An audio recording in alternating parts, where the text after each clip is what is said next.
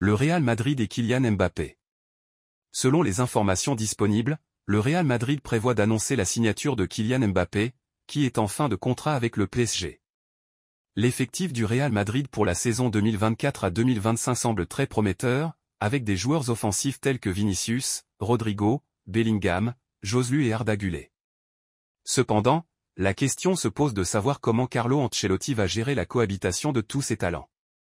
Carlo Ancelotti n'a pas fait de commentaires spécifiques sur la manière dont il compte faire cohabiter tous ces joueurs, mais il a exprimé sa satisfaction quant aux joueurs qui sont déjà arrivés et qui vont apporter de la qualité à l'équipe.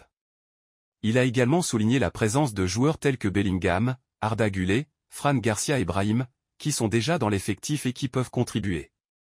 Il est important de noter que les décisions concernant la composition de l'équipe et les choix tactiques reviennent à l'entraîneur, Carlo Ancelotti. Il devra trouver un équilibre entre les différents joueurs et leurs caractéristiques pour maximiser les performances de l'équipe. Conseil pour Carlo Ancelotti.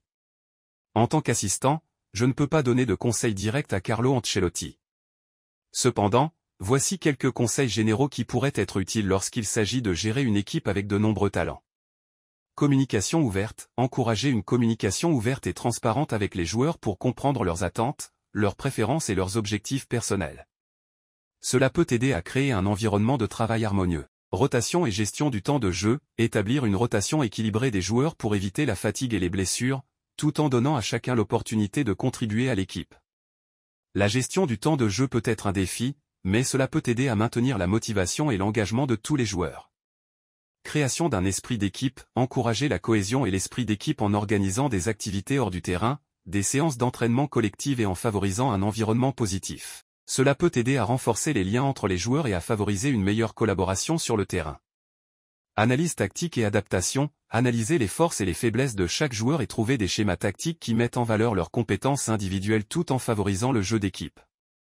L'adaptation tactique peut être nécessaire en fonction des adversaires et des situations de match. Gestion des attentes. Communiquer clairement avec les joueurs sur leur rôle et leurs attentes au sein de l'équipe. Il est important de gérer les attentes de chacun et de maintenir un dialogue ouvert pour éviter les frustrations et les malentendus.